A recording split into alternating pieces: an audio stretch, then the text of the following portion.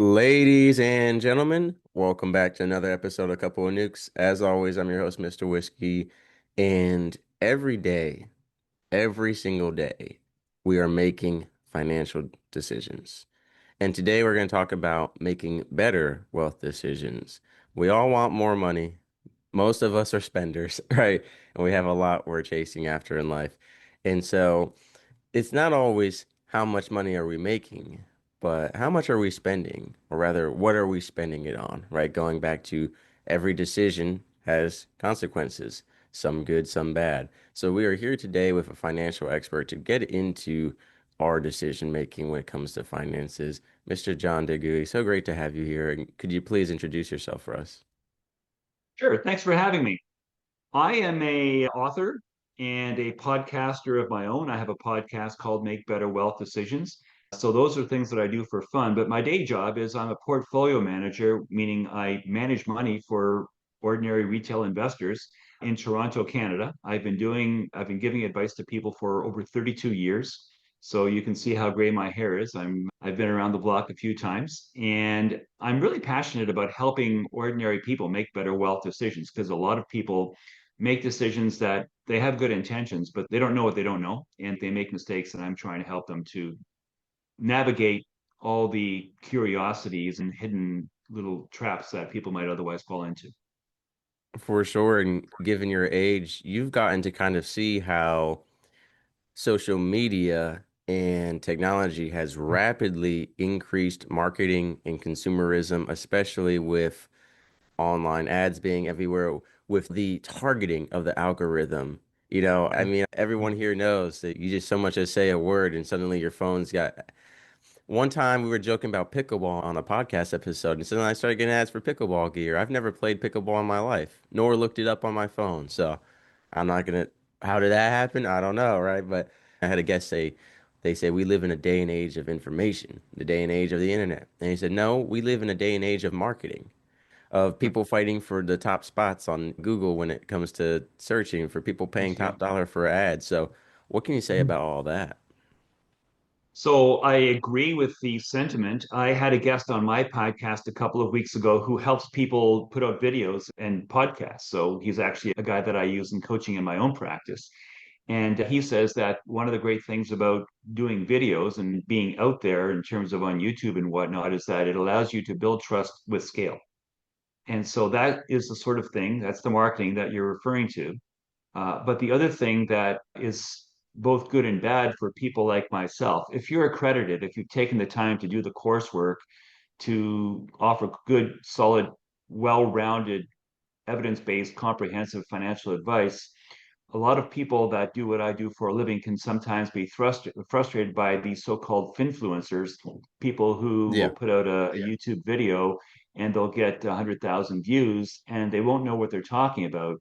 And it's very frustrating that people who don't know what they're talking about build trust with scale when they don't have trust and they don't deserve trust and they don't have a background. And meanwhile, the people who give advice on a one-to-one basis, and because I am as old as you acknowledged, people who have been giving advice for a long time were trained that you give advice on a micro level, on a one-on-one basis. You sit across from someone at their kitchen table and you give them targeted, specific advice that is customized to their circumstances.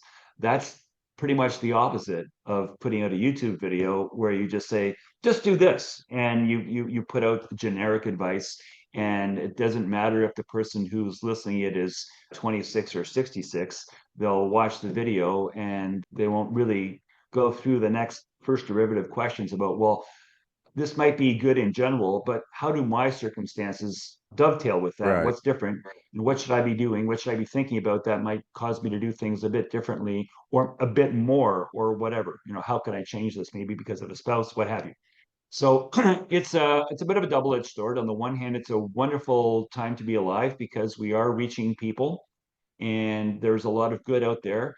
But the problem is there's also a lot of misinformation out there, and a lot of people don't have the tools, which is part of my mission, is to help give people tools to make better wealth decisions because they can't separate good advice from less than good advice. All they know is, that guy sounds good. He seems to know what he's talking about. And a confident attitude can oftentimes hide a lack of Exactly. actual training. Yeah. Exactly. A lot of people don't fact check. They just say, oh, some person said on the internet, they have a YouTube dedicated to finances. Of course, they know what they're talking about. And sometimes the recent, I could say with the day and age of celebritization and social media, it's maybe not that, hey, this guy looks like he's a marketing expert. It's like, hey, this chick's cute and she's talking about money and I want to have both at once. Unfortunately, that's kind of the market we're competing in is with popularity with looks and all this nonsense. Like you said, it's not actual trust or knowledge. It's just based on what is catchy. Sometimes it's because of some person is doing bandwagon trends that are trending on social media, right? There's a lot of different tactics being deployed now in terms of how you target with especially with the shortening and the declining attention span of the new generations as well as Plus, even older I have the generations up disadvantage to that I have a face that's made for radio. So that's a real challenge for some of us. I mean, obviously, if some people actually want to get a chance to, and that's why when you watch the evening news, a lot of the weather people, weather ladies in particular, are really good looking and they wear skimpy dresses. It's like, well, if I gotta see what the weather's going to be like tomorrow, I may as well at least feast my eyes while I'm doing it, right? So that is a challenge. There's no question. Yeah. And I think one of the things you mentioned also on top of like the way people are choosing what information they listen to is again the misinformation. And recently I had an episode on stoicism, and one of the things we talked about is that word and that definition and how that's implemented in life is being very misrepresented online. There's a lot of new almost, I don't want to say branches, but people have really changed Stoicism from its classic definition from its time period to certain trends on Instagram and other social media platforms.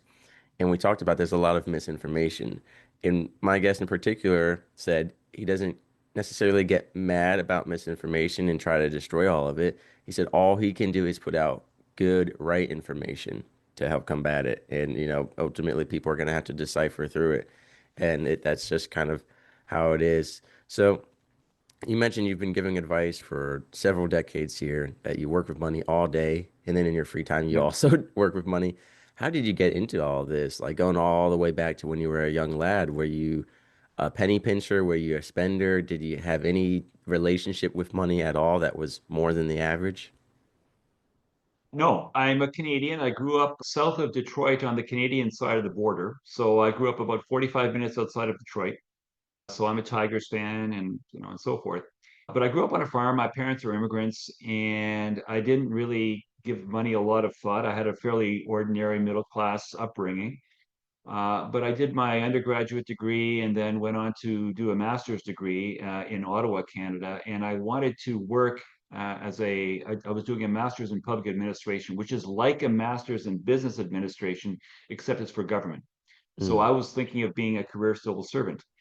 And a lot of the coursework that you do for a master's in public administration is identical or nearly identical to a master's in business administration. So I had a background in micro and macroeconomics and accounting and what have you.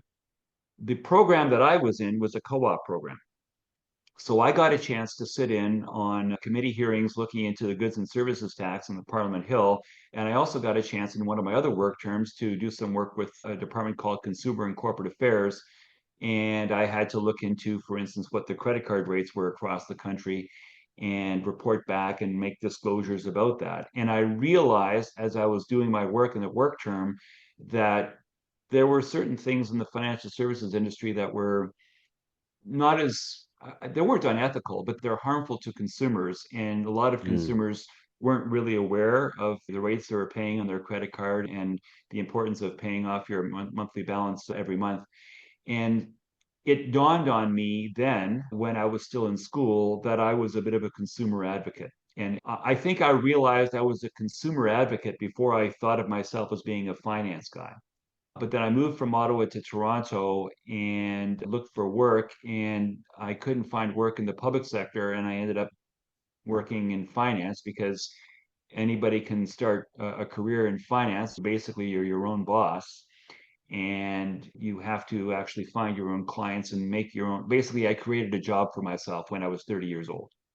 and I've enjoyed it immensely. But it was not something that I thought of when I was young. And if you'd have asked me even when I was, let's say, 25 years old, what would you be doing as a career for the totality of your life, of your working life? Working as a financial advisor was not even on my radar when I was 25, and I started when I was 30.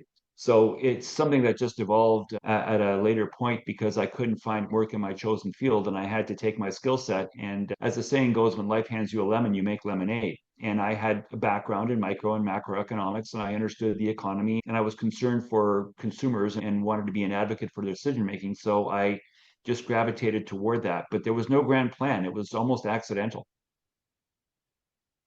Right, I can relate to the not liking people getting scammed because when it comes to money, there are a lot of scams out there in all kinds of degrees and even very subtle degrees that are just built into systems. So I completely agree with that. Wanting to help people, people work very hard for their money. Well, not everyone, but a lot of people, most people have to work pretty hard for their money, right? And so to just see people who don't work so hard take it away, that does pain my heart. And so you said earlier about with this kind of formatting.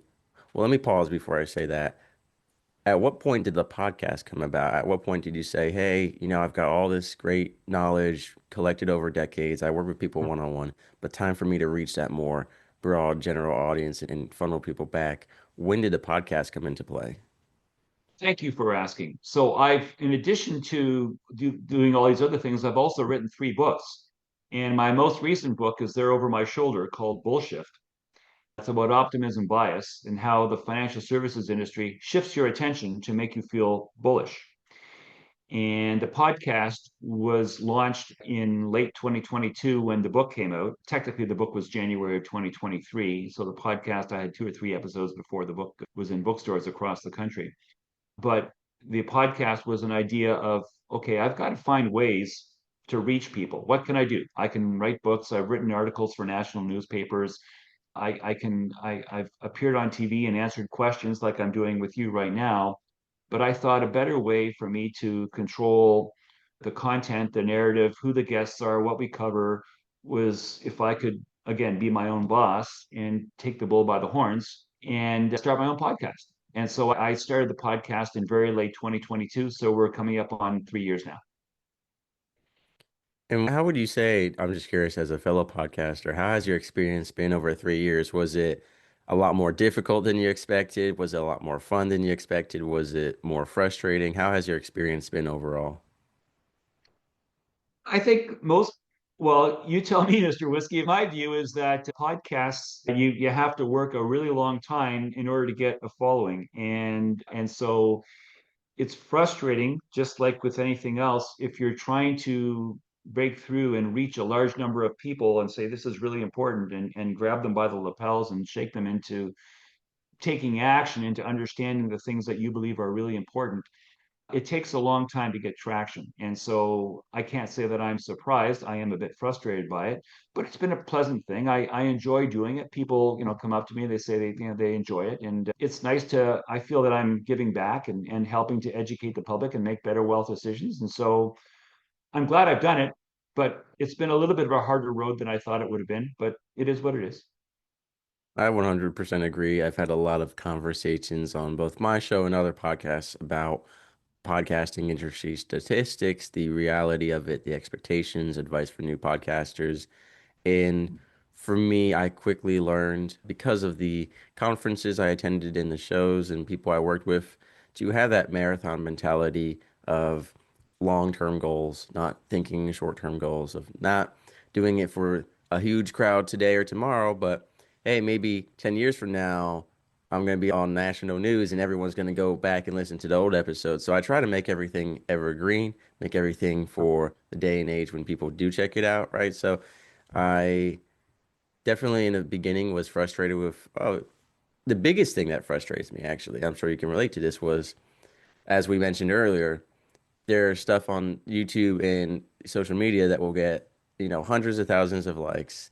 And it's just like a 5 second, for lack of better words, BS video, right? Yeah. And it gets Yeah. all these shares and stuff. And then you put out genuine financial advice. I put out suicide Yeah, prevention and addiction recovery stuff, and it's not trendy, right? right. And so it's frustrating because people are like, "Oh, well, Mr. Whiskey, maybe your audience isn't on social media. Your audience is on LinkedIn or it's on YouTube." That everywhere, right? There are certain spaces that it'll trend a little bit better, but at the end of the day, most people just like this, dare I say it, brain rot. It's a very Yeah. unfortunate, but I always remind myself, I kind of look at what I do. Interestingly enough, you mentioned earlier the one-on-one versus the broad and how the internet is kind of like this huge outreach. But I kind of look at podcasting as different than YouTube and social media. For me, podcasting kind of is that one-on-one experience. Again, whoever I'm talking to, I don't have the specifics about whatever it is, but I make my episodes for that one person that needs to hear it, for that one person that it just connects with on a different level. And that's the thing. I leave it up to God, me personally. I say, God, who needs to hear this and when they need to hear it. It might be when I'm dead, 100 years from now, or it might be tomorrow morning in Malaysia. You never know where it's going to listen to, which I'm sure you can agree. It's been interesting to have a global reach, right? To Yeah. kind of see these random little countries I never heard of pop up on my radar. And I'm like, I didn't even know that country existed. And there's someone there listening to my show. It's definitely an interesting experience. And I think, like you said, for anyone listening who wants to start a podcast or is just starting one, it is a whatever is longer than a marathon. It's like five marathons. It's like a lifelong marathon. Yeah. It's funny because people who give financial advice tell people to take a long-term view. So there's a natural first derivative thought process in terms of if you're giving advice and telling your clients to take a long-term view for their investment horizon, and this is going to be the remainder of your lifetime, you might even be leaving a legacy for your children or grandchildren, and so it might even be beyond your lifetime. Similarly, taking a long-term time horizon when getting a podcast to get some traction, it's a very analogous way of looking at things. And so, if nothing else, at least I have the proper disposition because it's what I've been preaching throughout my entire career. Right. But most people are what I would call day traders and gamblers. When it comes to podcasting and social media, they just want that instant gratification. All right, here it is in one day. So, yeah. And just speaking of broad versus intimate knowledge, when we were discussing off the microphone what we wanted to talk about, you mentioned the five psychological vices that keep most people repeating bad wealth decisions and how to overcome them. And I felt like that was great because of its broad reach, where people could say, hey, maybe I have some of these and they could start work on that. Or, as I'm sure, people will want to do, reach out to you one on one or take a deeper dive into it. So let's get into those five psychological vices and honestly how you discover them. I'm sure it wasn't overnight. You just woke up and you said, wow, five perfectly Yeah, aligned, vices. tell you what, I say five because I could do three and I could do eight. Like it's Yeah. basically where do you stop, where do you draw the line, right? So there are a whole bunch of things. So I'll start with one, which is fairly obvious, and that is not really being time sensitive, given what we've been talking about. A lot of people think, oh, I'm going to save for retirement. I'll do that after I've got my house and I've got my spouse and my children are born. But by the time you've got all that under control, you're maybe 45. And if you could have started even very modestly when you were 25, you would, if you're even earning a little bit and saving even a modest amount, you could be, six digits. You could already have over $100,000 saved up if you'd have started earlier and just adjusted your lifestyle and started thinking about that day down the road. And it's very difficult for people to imagine themselves when they're 65 or 70 and retired, when they're only 25 or 30 and just starting out in their career. But, everyone, most people live to be that age and then some, and you have to think about that tomorrow. So the first thing that I think people don't really appreciate is that it's time in the market, not timing the market, that is important. And if you can start early, that is something that, yeah, you can always start, and it's never too late to start. But there's an old saying in finance that the best time to plant an oak tree was 20 years ago, and the Mm. second best time is today. So it's the same sort of thing with saving for retirement. The best time is, as soon as you are earning money and you can save a little bit of the money that you have, you should start saving it for that later date. But to overcome that, you need to have an appreciation for the fact that you're going to live, most people these days live to be 85 or 90. And it's not uncommon. A lot of people are saying that a lot of children born now will live to be 100 or more. And a lot of people don't get their head around that. They'll say, "Well, my mama died when she was 71, and my dad was 68, and he had a heart attack, and so I'm assuming that I'm going to die when I'm in my late 60s or in my 70s." When in fact, if you're taking care of yourself and getting some fresh air and exercising and getting a good night's sleep, there's no reason why you couldn't live 10 or 20 years longer than your parents did. And a lot of people don't realize that if you're going to live that much longer, you need to save that much more in order to maintain your lifestyle for Right. that much longer. And that's a first derivative line of thinking it's obvious when you say it, but a lot of people, if you don't tell them flat out, however much you think you need to save for retirement, you probably need to save more because you're probably going to live longer than you think. And if you start later, it's even harder. So now instead of starting at 25 and saving till you're 65 and living to being 75, which is what you're planning, now you're starting at 35 or 40 and you're retiring at 65, but you're living to be 85. Well, now wait a minute, you're saving 10 or 15 years less and you're living 5 or 10 or 15 years longer in retirement. Whatever you thought you were going to need, you're going to need a whole lot more in order to make that all work. For sure. I actually would apply the same analogy to working out with the best time was 20 years ago, but the Yeah. second best time is today because so many Yeah. people push off and think that it applies to a lot of things. And I think that with retirement, especially with, I'm not a financial expert, but with so many things changing in the government, I think you should plan to have to provide for yourself, you know, Right. and then if there are other options for when you're a certain age that can help pay for stuff or help make an income, then take that. But you should plan to be on your own first. I think that's probably the best mindset to have. That way, if all else fails, you can take care of yourself. And then, hey, if there's other options and extra income, then that's great. But that should be, so to speak, the icing on the cake, not the cake itself. You know? We agree. Yeah, So can I get into a second one? for sure. Okay, so there are a lot of biases. We're humans, and humans all have biases. We're all biased. You're biased. I'm biased. We don't like to admit it. And I think actually being able to admit it is actually the first step in actually helping to overcome your biases so that you can keep them in check. But the best you can do is try to manage them and be aware of them. You can't eliminate them completely. So the second thing that I want to talk about is something called recency bias. And recency bias is when you make a decision based on whatever's happened recently, and you just assume that what you're experiencing now or what you're likely to experience in the near future will look a whole lot like what you just experienced in the past month or past year.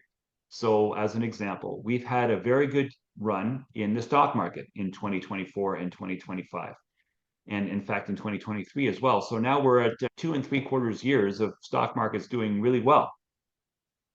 And a lot of people will say, oh, stock market's been getting, pick a number, 20%. It's been making 20% a year for the past few years. And then they start thinking that, oh, well, that means it's going to make 20% a year every year for the rest of my life. Well, actually, Mm, no.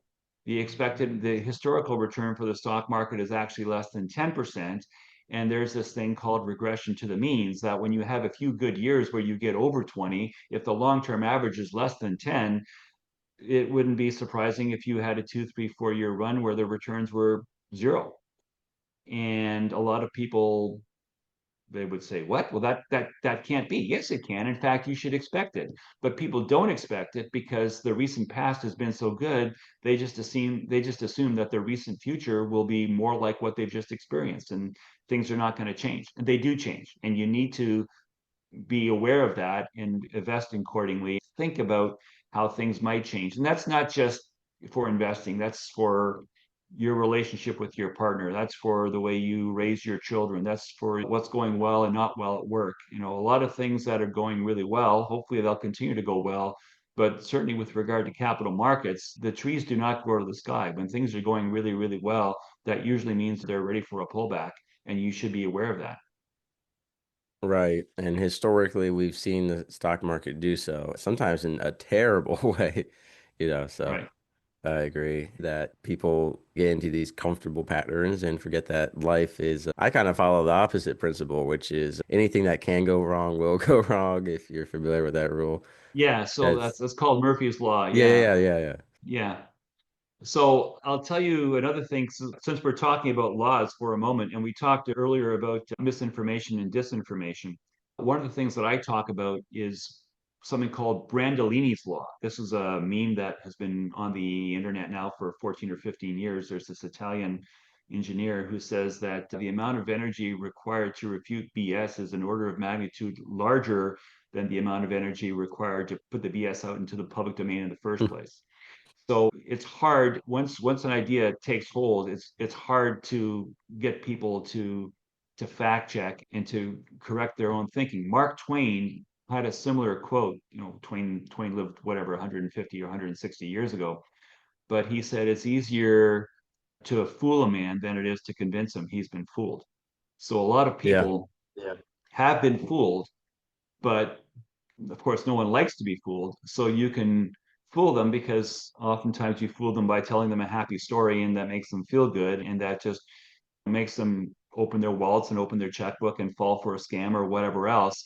But then when you point out after the fact, so here's where you didn't check the actual email that you transfer that money to. See, that's a fake account, or see that's a scam. And people really, really don't like it when you point out to them that they've been taken because no one likes to be taken. And it's almost like they would rather not know because when you point it out to them, they become offended Live in denial that kind of well, and mentality. they're ashamed of themselves, right? But it's easier to fool people than it is to convince them they've been fooled. 100%. They want to live in denial, right? Yeah, I get that. Right? And I think also this mentality too, that you talk about, it takes more energy because if you and I comment on a page that's putting out false information, well, a bunch of those followers who believe it or support that person for whatever reason, probably bias reasons, they're all going to gang up on you and I. And they're going to be like, no, no, no.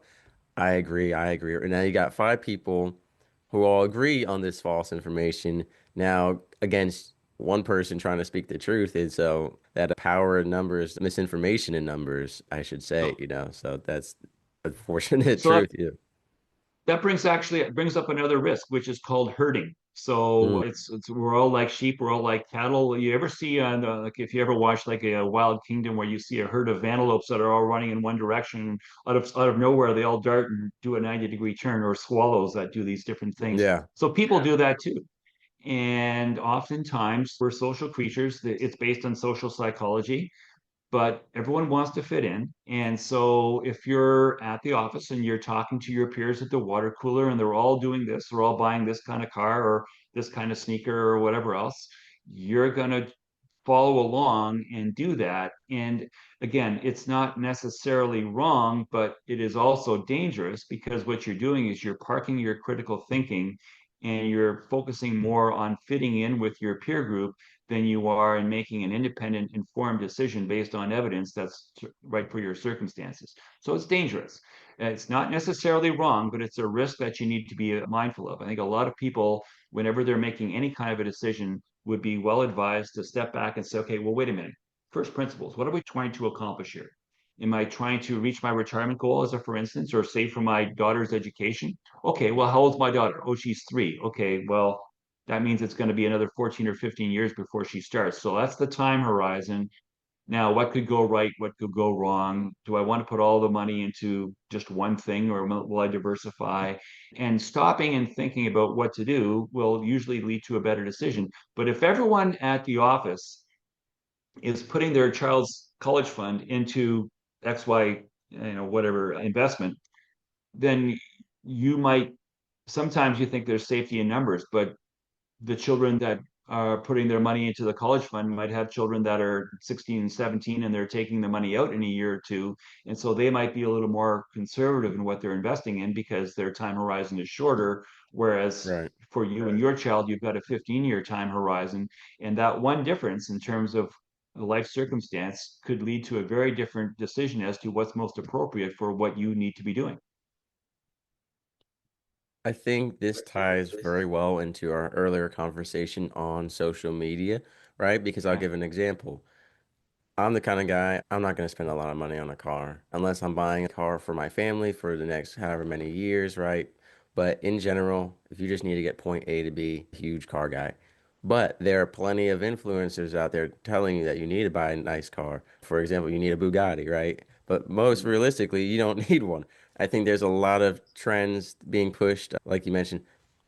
I don't believe in spending too much money on clothes either. But there's a lot of Right. people saying you need these designer belts, these designer bags, designer things, which aren't even that good looking. But because of Mhm. their name brand being spread on the internet and popularized by celebrities, now you're going to spend, $120 on a belt or $600 on a pair of sneakers or whatever it may be, right? Or a special jacket, sometimes on a shirt that just has a single word printed across the front of it, right? So luckily, I've never been in that mentality of, oh, I need this designer stuff or I need this type of car and stuff. But a lot of people are. A lot of people who follow their Right. influencers and their influencers are saying, hey, you need to really buy or invest in this stock or this company or this energy drink or these types of Right. clothing. And it's not just the internet. Like you said, it might just be at your workplace culture. I've seen it even at restaurants. A few people are like, "Oh, you gotta try this new item," and then so everyone orders it, and you don't even like the thing. You don't want to be the only person at the table who doesn't have the cheesy tater tots, right? Like Well, yeah, I've why seen why that not so much. order one or two and a bunch of extra forks so everyone can try it, and then Yeah, you're not committed. You don't have to, use your entire food budget. But again, it's so important. We're all humans. Humans just want to get along, and you want to fit in. And if everyone else is ordering the tater tots, you just go, oh, what the heck? It's like I don't even like tater tots, but there it yeah. is. Well, and part Yeah. of that is we need to respect people's financial decisions more than the aesthetic. So if my friend cheaps out on a car, part of that is me not shaming or judging him for getting a cheap car. And then next time he thinks he has to buy an expensive one. Otherwise, me and other people are going to shame him. I think there's a lot of stigmas around what we buy and spend our money on, and people Yeah. like, even if you're tight on a budget and you just bought a house for your wife and you got a kid on the way, so you go to Goodwill or a thrift store to get all your furniture, and then all your neighbors come and are like, look at this janky furniture, you know? But Yeah. for you right now, that's what you can afford, and you need to save the money because you got a kid on the way. But unfortunately, like you said, there's a lot of hurting. So, Right. Yeah. And it reveals preferences and priorities. The way you spend your money reveals a lot about who you are, what's important to you. I'm like you. I think a car is a transportation appliance that gets you from A to B and back again. I don't use it as a status symbol. Unfortunately, for my line of work, I had a I had a 11-year-old Hyundai, and my wife just asked me to trade it in. So about a year ago, we sold it and bought a new Lexus. So I've got a nice new fancy car with a vanity license plate and everything else. But believe me, it was the sort of thing where she's a lawyer, I'm a portfolio manager, and it was starting to be a bit awkward because we're not car people, but people were looking at us as we would drive up to social events or whatever, and people would go, well, what are you doing driving this? I fully intend to drive this car for the next decade. It's the sort of thing that if you're going to get a car, even if it's a nice car, you don't have to trade it in every 3 or 4 years. You can drive it until it no longer works. So, yeah, there are lots of things where you have to be comfortable in your own skin. And talking about what you were saying the other day, a moment ago, about suicide prevention and mental health, if you can be comfortable in who you are, and if you can be comfortable buying clothes in a thrift store and not giving in to societal expectations, it's probably going to serve you pretty well in terms of your mental health as well. Because as soon as you start associating your worth with the stuff you own or the clothes you wear or the car you drive, as opposed to who you are inside, it's going to reflect on your mental health, and it will probably manifest in some very harmful ways.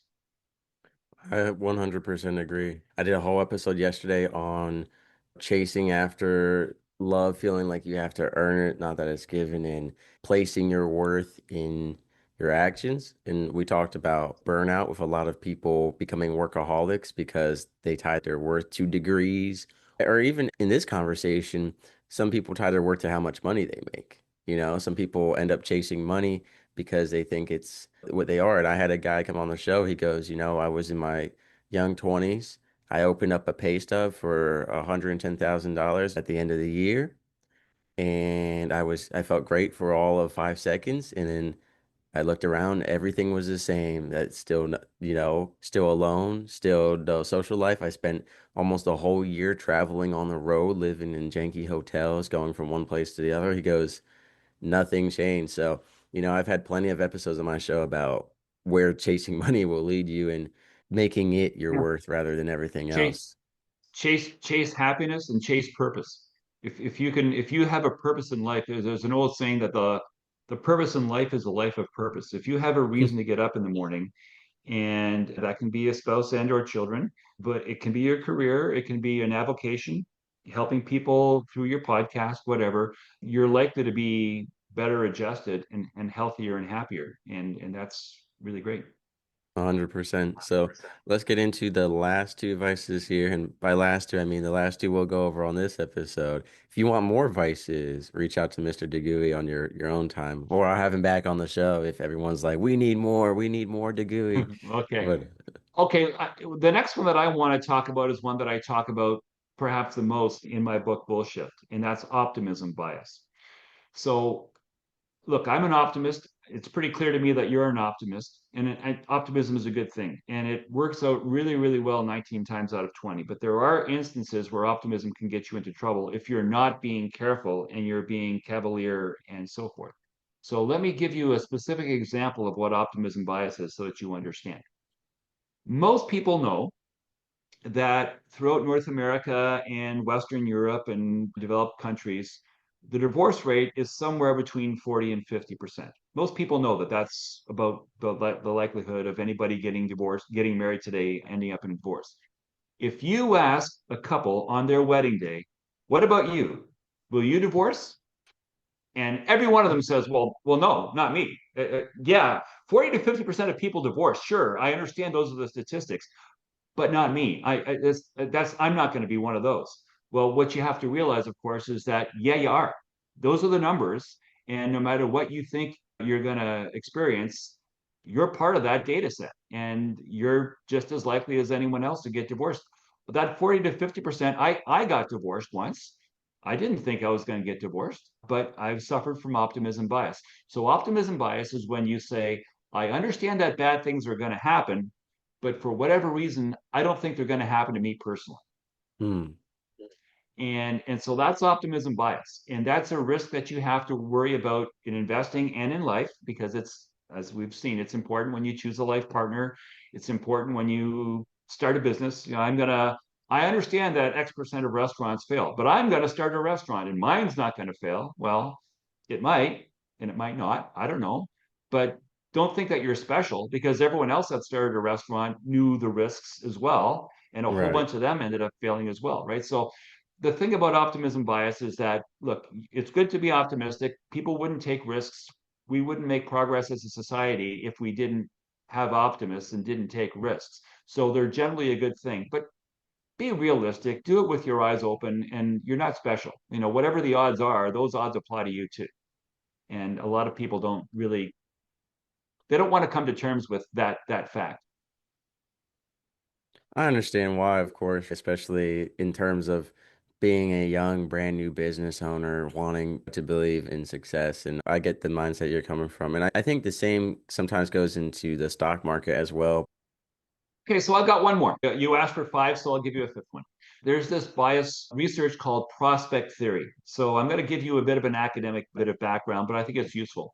There's this guy named Daniel Kahneman. He died about a year ago. He was a professor at Princeton. He died in his 90s, but he did research with his research partner Amos Tversky on something that became known as prospect theory. And so he wrote an international bestseller 10 or 15 years ago, maybe 15 years ago, called Thinking Fast and Slow, New York Times bestseller. And he was a Nobel Prize winner. And what he and Tversky found in their research, which has now become called prospect theory, is that people's views with regard to risk change depending on how things are going. And they are normally measured and they understand that risk and reward are related and they're prepared to take a little more risk in order to try to get a bit more reward and things may or may not work out. But if things are going down a certain path and they're not doing as well as they would expect, they oftentimes become risk seeking because they actually want to try to avoid the loss. And so they will take more risk in order to avoid the loss. And Mm, that's ironic because what Kahneman found was that in the end, investors feel the pain of a loss twice as acutely as they feel the joy of a gain. So, in most instances, in most asset classes, as your time horizon expands, markets go up. And so we expect them to go up. And so when they go up, we don't get too excited because that's more or less what we expect. But when we encounter something that's not in line with our expectations, when things go down, or they go down more than we expect, or they stay down longer than we think they ought to or might, then we really, really feel that pain. So the pain of a loss is twice as acute as the joy of a gain. And that's something that you should be aware of and filter that, use that as a filter when you make your investing decisions. Basically, do I have the stomach? The stock market, again, it's gone up, whatever, 25% a year for the past 3 years. I started with $100,000. I now have $190,000. Look at me, aren't I wonderful? Great. But now you use that as an anchor. Now that you're at 190, you expect that you're always going to be at 190 or higher. You're never going to go lower. If you drop down to 135, you're going to be pretty annoyed. And if you're still down at 135 in 2027, you're going to be even more annoyed. And it's the sort of thing where the phrase is you win by not losing. And if you can avoid big losses, chances are you'll do a better job of staying the course and staying invested and taking a long term perspective. People bail when things don't go the way they expect. And that means having better expectations and being able to deal with bad news when it comes, because it always comes eventually. I don't know when, I don't know why, I don't know how long it's going to last, but markets do not go up in a straight line. And you need to know that and right. you need to be prepared. For sure. I totally get that. So, five psychological vices destroying our ability to make good financial decisions. Obviously, there are a lot more. You have a whole podcast dedicated to it. So, ladies and gentlemen, we're going to have the podcast in the description below for y'all to check out more, but also Mr. De Goey's information. So, if you want to just connect with him one on one, again, can you tell us a little bit about working with you? Sure. So my personal website is johndegooey.ca. .ca is important. DeGoey is spelled Degoey. And my podcast and my YouTube channel is called Make Better Wealth Decisions. So Make Better Wealth Decisions is available on YouTube, but it's also available on Apple, iTunes, and Spotify, and all major platforms. I don't have many clients in the US, but I do have clients in other parts of the world and all throughout Canada. So it's one of those things where I help people. The podcast doubles as a value proposition. So the podcast is called Make Better Wealth Decisions. And that's what I help people do every day. I help people think about these biases, plan accordingly, integrate their taxes, plan for their future, and all of those things. And so I'm a bit of an educator at heart, but I'm also a money coach. But I think it's worth saying I'm also a behavioral coach. I'm actually helping people understand what these biases are and make decisions that are purposeful in light of these biases. And again, you can't eliminate them. All you can do is be aware of them and manage them. Right, right. So I want to thank you for coming on the show today to share that. Like I said in the beginning, every single day we're making decisions about our finances, both passively and actively. So, ladies and gentlemen, if you take anything away from this episode, take a step back today, look at everything if you haven't already, and just kind of reflect on what we said and think about if anything we said today maybe is active in your life. What can you do to manage it so that it's not making terrible wealth decisions in your life? But Mr. De Goey, thank you so much for coming on the show today. Appreciate it. My pleasure.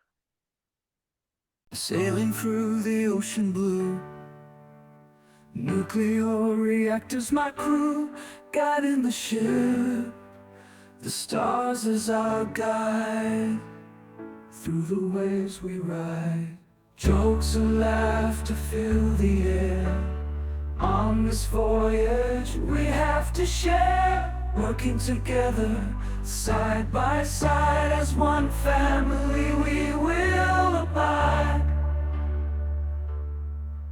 In the heart of the ship we reside, nuclear operators with pride, powering the vessel with every stride. Our mission, a source of great pride.